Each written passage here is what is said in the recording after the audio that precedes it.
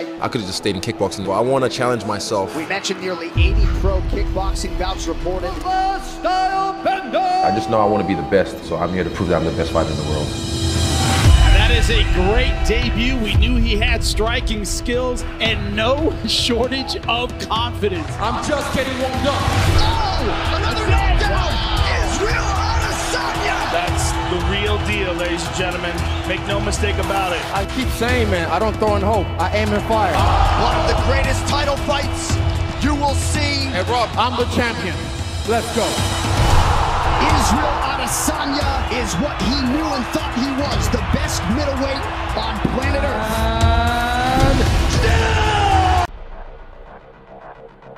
Fiz duas lutas com ele, pô, a primeira ele perdeu por pontos, a segunda foi por nocaute. Feared strikers to ever fight in kickboxing.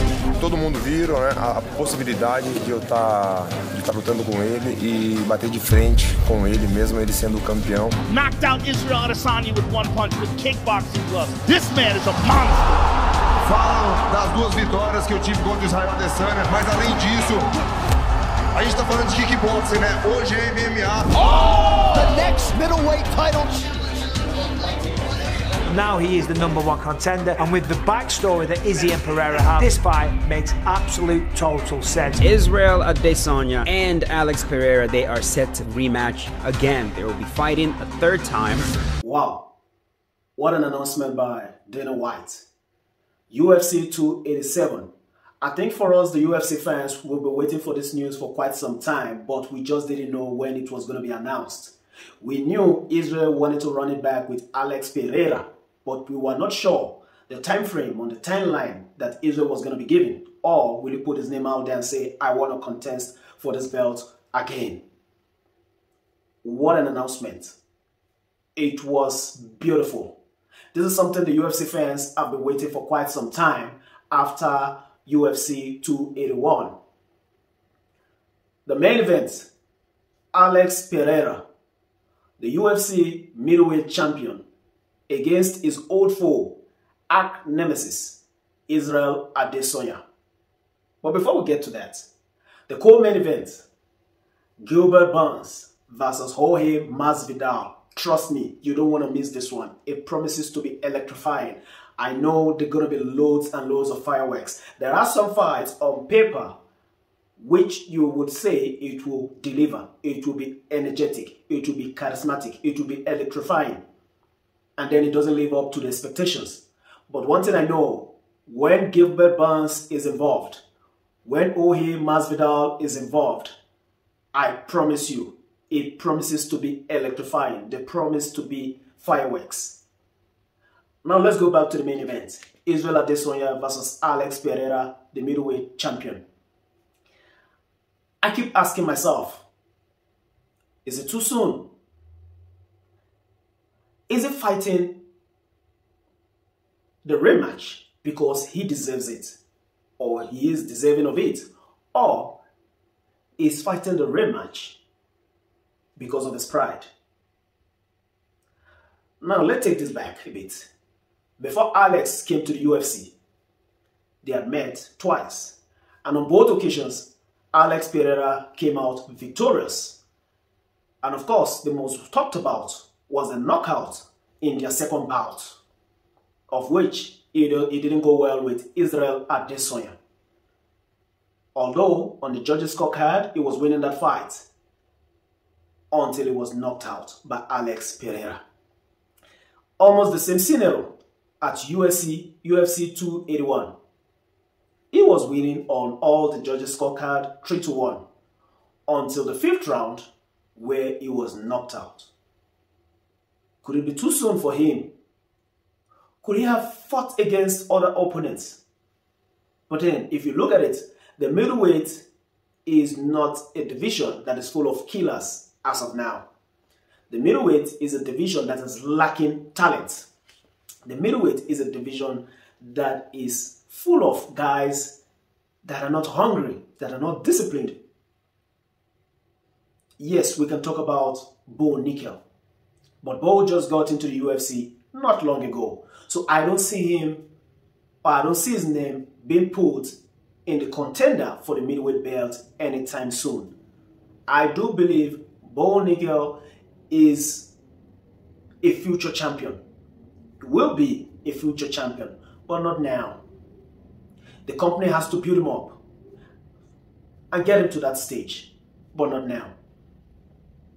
Now, if you look at the middleweight division, who are those guys that you can say, these are the guys that are killers? These are the guys that can contest for the middleweight championship. I don't see any of them, except for Robert Whittaker. No disrespect to Marvin Vettori, but Marvin has always had too many excuses. He has always been given too many chances, and he always comes back with excuses. Sean Strickland, on the other hand, is on and off. Jared Cannonier, on the other hand as well, I don't think is a champion, the kind of champion we are looking for. I do believe the middleweight is not as stacked as the lightweight, as the bantamweight, or as the welterweight. As you can see, the light heavyweight is beginning to stack up. And with the return of John Jones, the heavyweight is also stacking up as well. But the middleweight division, on the other hand, is not stacked. I believe the UFC will do something about this soon by bringing in talents from different places and different parts of the world. Because if there's one thing about the UFC, they like to bring in the best. And the best wants to be in the UFC. Now let's consider the scenario. What if Israel loses again? And yes, he did say on Flagrant and on the MMA show with Ariel Helwani that it doesn't matter if he keeps losing. He's going to run it back over and over and over again. I love that. I like that character, I like that attitude. But psychologically, will he be able to address that? Taking a win, it's easy.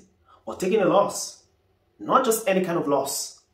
Alex Pereira is currently 3-0 against Israel Adesanya.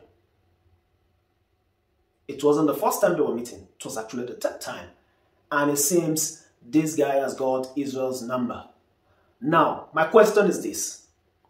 What adjustment does Israel Adesanya need to make? What does he have to do to achieve victory? What does he have to overcome to be able to have his head and his hand raised up high come that day? What does he have to do? What does he have to do that he didn't do in the previous fight? Because I tell you one thing, Poitin will also go back to the drawing board and look at his weaknesses and try to address it. Glover Teixeira is retired, and he will make sure that Alex Pereira is well equipped going into that fight. So trust me, it's not going to be easy on Israel Adesanya as well. Now the thing you have to remember is this. Poitin does have not a secret weapon. This is a weapon everybody knows. But it's definitely a weapon you cannot avoid. Now, what can Israel Adesanya do to avoid that? In the build-up to their last fight, Israel did say he's not going to get too close to him. He's not going to put himself in the position to be hit by that left hook. But the problem is this. In the 5th round, he was hit by that left hook.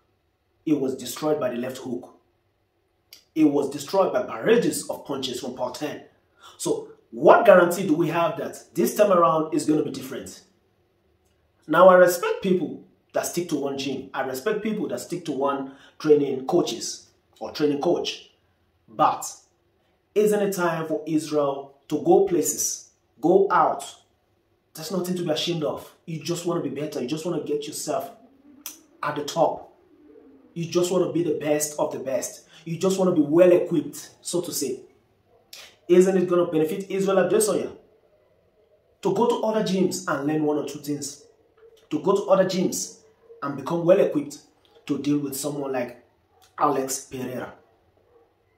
Wow. This promises to be probably the fight of the year. I foresee it being the fight of the year. For those of you that are checking this channel for the first time, thank you and welcome to Sporting Circuit. Please like, share, comment on the comment section. I want to know what you guys think. And subscribe to this channel. Stay blessed.